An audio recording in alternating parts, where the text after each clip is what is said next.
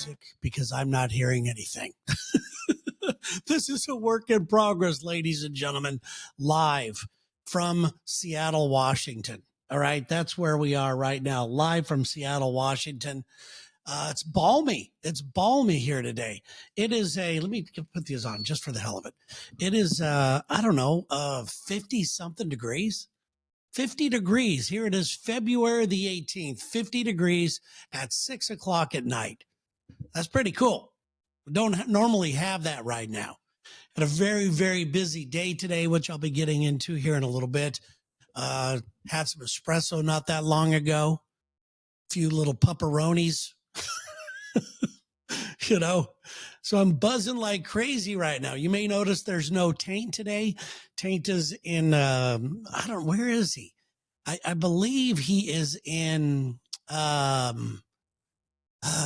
is he? He is in, skiing. He's skiing right now. That's where he's. I couldn't remember. I was going to say the state, but it's a state I've never been to. So I forget where he is. But anyway, we are here today having fun. No Taint on this podcast or streaming event.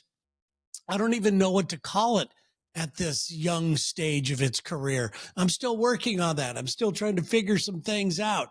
I'm sure, however, it will present itself somewhere down the line of what this truly is. If you're ever creating something, you ever want to do something, you got to kind of sit back and let it become what it's going to become. And that's the stage we're at right now. I do know this. I do know that I love the live aspect of this whole show. It's the closest thing that I can find to old time radio. Even in radio today, there's so many delays. We could actually, if we said something, did something wrong or whatever, we have a delay. We've got a delay on top of a delay. And then the other radio stations we're on have a delay to make sure that nothing really bad gets out. Not here, baby. This is what I love about this. I love, not that I'm planning on letting anything bad out, but it's just a good feeling. It's the closest thing I have to what radio used to be. And that's why I'm doing this late night radio show. So there you go. That's one of the reasons. On tonight's show, I saw something that may have actually changed my life for forever. But before I get into that, I need to let you know about my thought process behind this very, very young show right here. Now, I've already talked about my need to feel that magic again, to let those creative juices flow without no regard at all to any sort of outcome whatsoever, to make some mistakes, to take some chances, to create absolutely something out of nothing, which is really exciting to me. And anybody who creates anything, whether it's art, a book, or a business, it doesn't matter. You start with nothing, and then you end up with something. And to me, that is the most exciting thing of this whole process. And that's how this show started, with one simple thought. Then a few buttons later, a few clicks here or there and all that stuff. And all of a sudden, boom, here we are. We got ourselves a show. We don't know exactly what kind of show it is, but we got ourselves a show. And hello to everybody who's streaming right now on Instagram, not Instagram. We're streaming on, where are we streaming? Facebook, YouTube, and Twitch. And hello to everybody who's in the Zoom room. Good to see you guys. Yes, there's no delay. I don't know if you heard the music or not at the start, but hey, we'll see what happens there. God, this is so frustrating to me.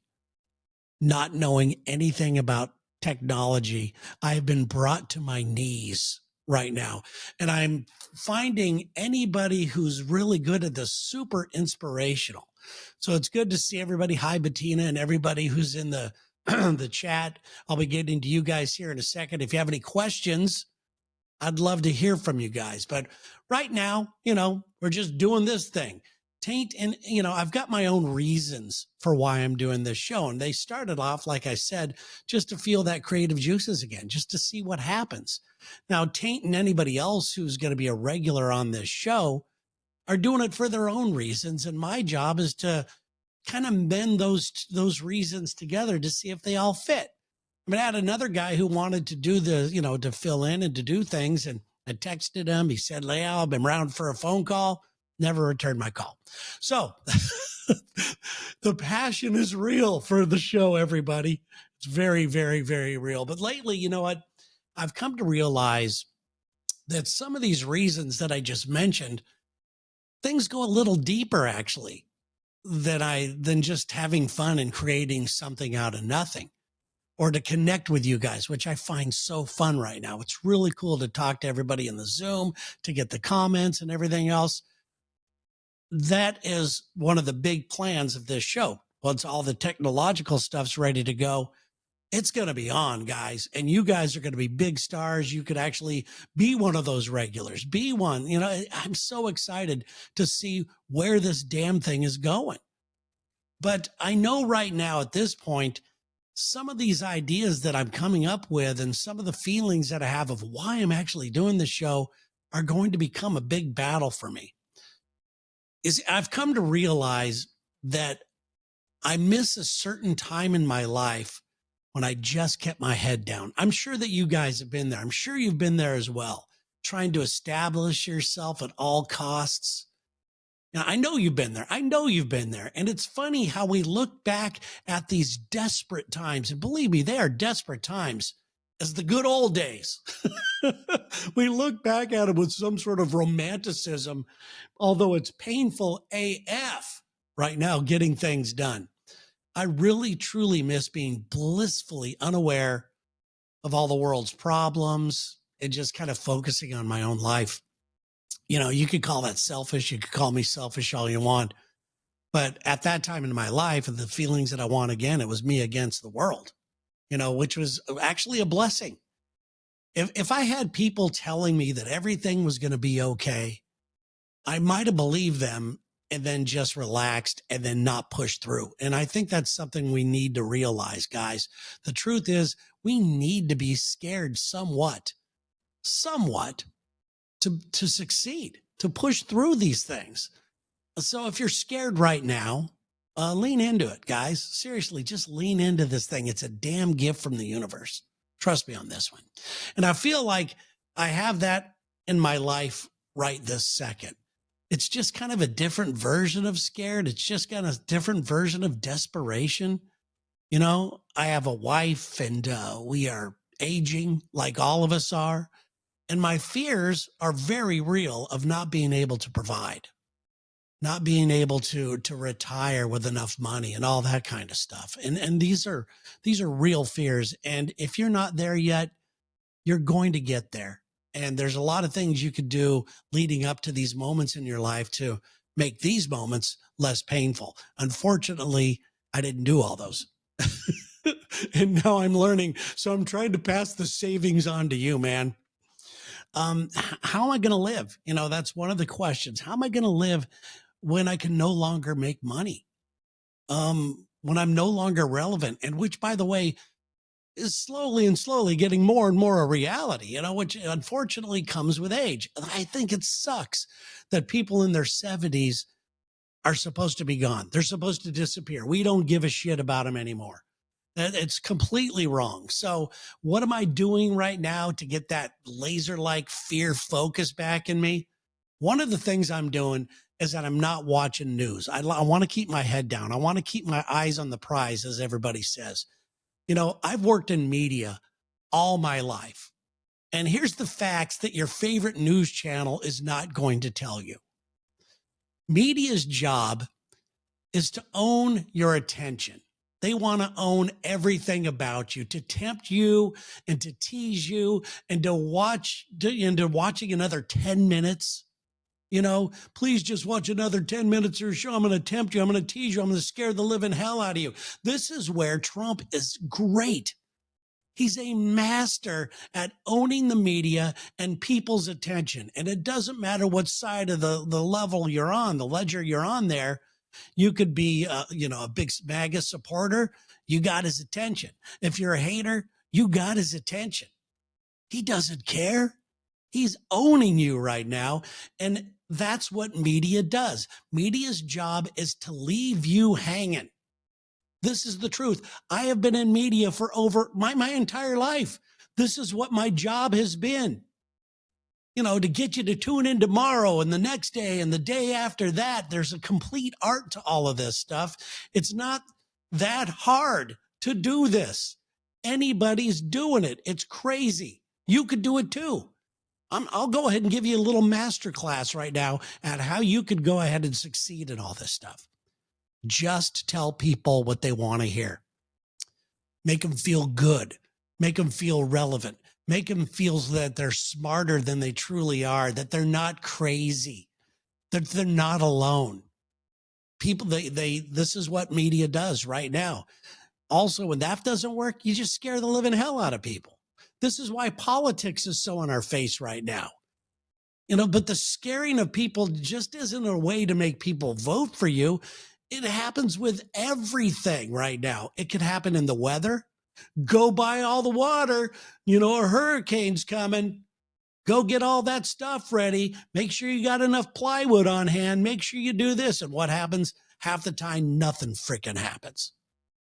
You can tease you see me on the news all the time. There's a product recall that may kill you. Of course, you wait around another 40 minutes or so for all that information. And it turns out to be a story about toilet paper in a town with a population of like 6 people, and it just doesn't even matter or pertain to what's going on in your life. And that's just the TV stuff, guys. That's not it. I mean, it's way worse right now on social media. And I don't want to be one of those people that bitches about social media. I love it. I love connecting with you. If it wasn't for social media, I couldn't be doing this. Without social media, you guys wouldn't be here on the stream right now, would you? But the people who are successful on social media are all using the same exact techniques to own you that all these TV stations are doing. And what happens? We believe them. We believe them because maybe they got a ton of followers. And we give them all kinds of really undeserved credibility for that. And it's not because we're lazy or because we're stupid by any means. It's because we have a life and we're busy. We don't have time to go ahead and see what they're saying, if it's true or not. We don't have time to fact check anything. We just don't. We're just kind of relying on these people telling us what they want us to hear with all their scare techniques. It's social media, guys. I'm telling you right now. So I promise not to use any of these techniques on this show. This isn't a scare the hell out of you kind of show. And if this idea fails, this whole show idea, the late night radio show fails, that's probably going to be the reason, because I didn't scare the living hell out of you enough. I didn't do all that kind of stuff. But you know what? I'm not above using those techniques. I know these techniques inside and out. And if I get desperate enough, like a lot of you people follow and people I follow are, I guess I know I could probably be huge in the political arena, even though I know nothing or even care anything about politics. I've thought about this. I've thought about throwing my hat in the arena because I've seen a lot less qualified people make a ton of money. And if my goal is to make a ton of money and get the F out of here, maybe I'm going to do this. I'm not saying I'm not going to do it. And I already know what side that I'd be on too. I'd be on the side where everybody does what they're told, where people don't ask questions. It's up for you to figure out what side that is. But for now, I'm going to concentrate on the Lex and Terry show and using my current fears of not being able to provide for my family or my loved ones, or not being able to retire comfortably, as motivation to go ahead and turn this show into something, a place for good conversation, maybe some laughs, and a space to get away from all that stuff that I basically just talked about. Okay. Hello to everybody again in the chat room. I promise I'm going to get to you here in a second. I'm going to go ahead and see what you guys have been saying. Hello, Sandra. Hello, Dave. And Sean. It's not Dee's fault. But right now, I want to get onto something that I recently saw that I believe may have changed my life forever. And some of you are going to roll your eyes. Some of you are going to go, okay, and see what I'm talking about. But I think this requires a little bit of a backstory here. I think that people think that I'm a minimalist. Only because people have called me that, in my life, that I'm a minimalist. And I'm called that because I'm somebody who doesn't like clutter around. I don't like that. I like clean lines, a clean house. I like to be able to see where all my stuff is. I want very few things. I had a house that had cement floors in Dallas. And the people on the radio show would come over and friends would come over and go, "What do you do with this place? Do you just take a hose and hose it out?" Because it looked like we had nothing there. Very few things on the wall and everything like that. It was beautiful. It was a clear space to think, to create, to have some fun. And luckily, Sherry feels the same way. She's not one of those people that wants a bunch of crap laying around the house. But that, to me, that's far from being a minimalist. I mean, there's so much more to being a minimalist. I guess the definition of it is basically somebody who believes that owning fewer things will create less stress and in turn give you more freedom in your life. Minimalism became kind of a thing, which is embarrassing a while back, kind of like being a vegan. It's more of a status thing that everybody wants to talk about. I'm a minimalist. I don't desire things. That's for you mortals. Stuff like, I've never been like that. Where I believe that I'm kind of a minimalist is that I know for a fact that owning things isn't always a net positive. It really isn't. People collect things thinking that they're worth something, and then a lot of them aren't worth the time or effort to put into it. Simply possessing something doesn't always add value to your life. Sometimes it makes your life a little more stressful, a little more difficult. You feel as though you're, a guardian of a painting that your grandmother had or something like that. You never put it on the wall because, let's be honest, it's hideous. You never put it on the wall, but she had it. Yet you take it with you every house you go to, everywhere you move, you take it to you. And if you don't take it with you, you're paying for a storage unit to keep it there, something you would never use because it has some sort of sentimental value that basically owns you. And until recently, I had a storage unit like that. Then I learned to ask myself a couple questions. Will it bring joy into my life? I still have a few things that I don't want to get rid of because, they remind me of a loved one. No, I allow myself one thing per dead person. And if I get tired of that, I'll find another family member who might enjoy it and get some power and strength out of it and maybe some love out of it like I was, but I don't need that stuff. The truth is that not owning things by choice is going to save you space, stress, money, all kinds of stuff. So here's where my life and thoughts on this may have been ramped up a little bit. This is where I learned maybe a valuable lesson. As I've told many of you guys, I'm moving. This is no longer going to be my view. I'm going to miss this. It's been fun, but an offer was made on the house. It was too good. You got to go. You just have to go. I can't be tied into things right now emotionally. I know this is not going to be the place that I retire, that I'm going to die. And neither's the other place that I'm moving to. This is not my forever place. But I've been packing. I've been tossing all kinds of thing out, more and more and more. And we had some bigger items. We had a bed and some other large items we wanted to get rid of. They were unsellable. Nobody wanted to take them. I mean, the mattress we had was, 15 years old. So off to the dump we went. And I don't know how long it's been since you've been, gone to a dump. It's been a long time since I've gone to a dump. And back in the day when I went to a dump, it's just a landfill where you just took some stuff and you threw it and you drove away. Not this one. This one was super organized. There were some lines to get in. Yeah, you put the stuff in the car. You drove over there. There's some lines you had to get in. We got in the wrong line first. It was for yard trash. And so we had to get into another line and, and all that kind of stuff. But so we get into this area where they weighed my car. They weighed our car. And, with the mattress and all that stuff in it, then we pulled into this huge thing that seemed like an aircraft carrier. It was like an aircraft hangar, and in it were piles and piles of stuff. It was nuts.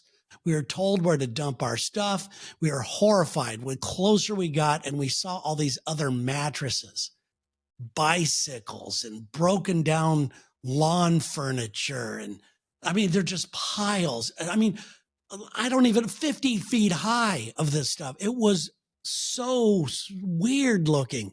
It was so surreal. And the smell of everything was just old and stinky. It's like, wow. I mean, Sherry and I were speechless for a while. And as soon as we drove out of there, we both looked at each other and went, Jesus Christ, do we have too much stuff? Are we collecting too many things in our life? And guess what? We got home and we immediately lightened our load even more, swearing that I will think about this moment forever. Before I buy anything else, I'm going to try to remember driving into that and seeing all this stuff all over the place. And listen, this isn't me trying to be some, you know, green kind of guy or anything like that. It's just embarrassing to see all the stuff we throw away, but we buy things, you got to get rid of it. So where does all that stuff go? I have no idea where that stuff goes. How much junk, if this is just one little place down the street, how much of that stuff is happening right now all over the world? How wasteful it is. So I have a new theory. I developed a new theory. When I get something, I'm going to make sure it's nice. Just a few nice things that are going to last, you know, some quality items, some well-made clothes. If I'm going to get a sport coat, I'm going to get a good one. I'm not going to get a $30 one. I'm going to get a good one that'll last me forever. You know, your car, what happens to cars? There were no cars in there, but luckily Sherry and I have one car now. We're down to one car, and it's a 2016 car. It's almost 10 years old. Granted, it doesn't have a lot of miles on it because we live in the city. We don't drive around a lot. I think this almost 10-year-old car has maybe 33,000 miles on it. So do yourself a favor. Go to a dump. Take your kids to a dump. And if you're not affected by this, you got to seek professional help. All right, guys. Let's go ahead and go to the question and answer portion of this show. This is where it'd be fun to have Taint or somebody here, but you know, I'm enjoying our time here. This is good. Let's see here, just to watch. Let's see what people are saying here. Sandra, just watch an episode of Hoarders. Yeah, that's going to go and cure you of that, but it didn't cure me of that. I've seen those a lot, and I don't know. It doesn't affect me because it's somebody else. I didn't see it in person. You know, let's see here.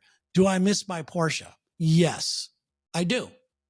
I'm not going to lie. I miss those things, but I don't need them anymore. I mean, it was a great time of my life. I had the extra money. I was young. I wouldn't look like a douchebag. I still look like a douchebag. Okay, I'll admit it. But I've had 3 of those cars, and I loved them. They were just so well made and so fun to drive. And yeah, I wouldn't mind having another one again, but you know, that's not in the future for me right now, but it goes in that category of buying something that's well made. Let's see. I'd rather trade 5 okay collectibles for 2 or a really nice thing. That's good. Similar junk. That's really cool, Ryan. That's a great idea right there. That's another way you could do it. If you've got these collectible things, trade for your 5 for 2. You know, 2 nicer ones. That's a great idea. I like that a lot. Let's see here. And Robert's challenging me here. Yet you want to live in a metroplex. What's wrong with that? What's wrong with living in a city where you don't have to drive around all the time? You're not wasting putting all that wear and tear on your car. What does that have to do with anything? I think you swung and missed on that one, dude. Let's see here. Let's see what everybody else is saying here. Brandy, take your stuff to the Goodwill, man. We do stuff with the money from the donations. That's great. That is, I take when I don't, Goodwill wouldn't accept a mattress. So I had to take on but I always take stuff to the Goodwill or the Salvation Army. I always do that. Let's see here. What else? Let's see here. I've been on top of a landfill off 301, and you could literally see the skyline of Jacksonville from there. It makes you wonder how everything will be in the next couple of years.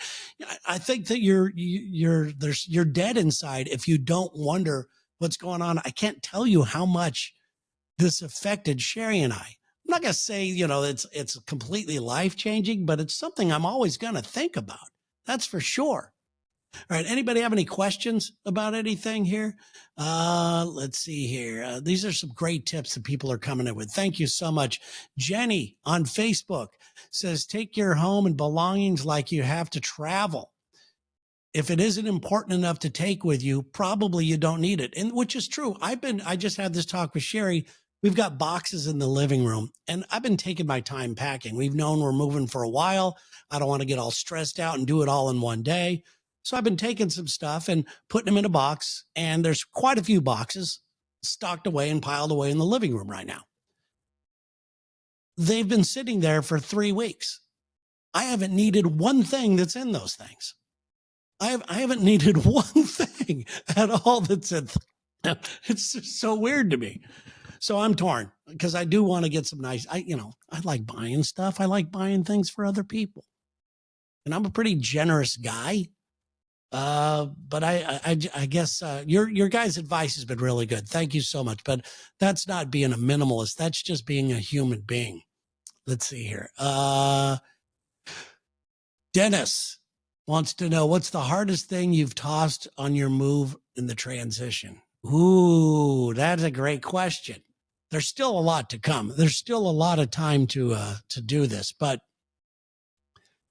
I got rid of all of my yearbooks and all of my basketball trophies and all that kind of stuff that they're just sitting in a storage unit. And so what I did with all the yearbooks is and I'll scroll through this just so you can see this. I actually for those of you that are watching online, I'm just going to go ahead and show the camera this right now. I went through all of my yearbooks and all of those memory moment things. And I just took a picture of all the pictures I had. So for example, here's a picture of Lex and I don't know if you can see that or not. That's Lex and I with one of the guys on the Kinks. Here's Lex and I with Andrew Dice Clay. This is just a bunch of different, things that I have. Here's there's a lot of stuff from my childhood, like I said, from basketball and, all that stuff. But it felt really weird to throw them away. I even threw away, I've been journaling for a long time. There's a time that I started at 15, probably did it every day till I was about 35 years old. Then I got some success behind me. And for some reason I stopped journaling, and now I'm back to doing it, but I threw all those away. I don't have a space for this. I'm never going to really go back and read them. I mean, I kind of thumbed through them and it was all the same thing. Things aren't working out. It's just me bitching. So I just went ahead and got rid of all that. Let's see here. Brandy, I still have stuff my dad's from bass tournament trophies. I have no clue what to do with them. You know what? Maybe, just maybe, somebody else in your family might enjoy those. Divvy them up a little bit, lighten your load a little bit. I can't tell you how much freeing it is. I get teased by all the people on the Lex and Terry show that I always have to have my space very clear of clutter on the show. I have my little notebook that I write things that I want to talk about in. I got a microphone and I'm focused. I'm ready to go. I can't deal with looking for something I wanted to talk about, or, spilling something on the desk or things like that. I just cannot deal with it. And they make fun of me. I guess maybe I'm weird that way. I don't know if any of you guys are like that as well. Let's see here. What does this say here? Her VM really struck me. Her VM. I'm not up on the thing here. I'm sorry. I'm not. Anyway, I know what you're talking about. You're talking about Natalie. For those of you that don't know, Natalie in the Zoom room of the Lex and Terry Sudden Death Show, she left us a recorded message where she was very upset about her son who's in the Marines with a big choice he has to make, and he's dealing with some mental issues that he's having a rough time. And she was bawling when she went up. But we talked to her today, just so you know, and she's doing much better. She hasn't heard from her son yet, but she's doing much better. All right, guys. Hopefully Thursday, I'm not sure if we're going to have Taint or not, or if I'm going to have somebody else join me, because I do have a couple other people. I will be having some new guests. Let's go ahead and play some little music out. No, that's not the one I want. Let's do this. I don't know if you guys can hear this or not. But coming up on a show in the very near future where I'm excited to bring you Tarot Taint. Taint has an outfit in tarot cards now. He will be doing tarot card readings for you guys. I've got some great guests lined up. I've got a death expert. We're going to talk about death, how to deal with death. Do you come back from it? What happens? What happens after death?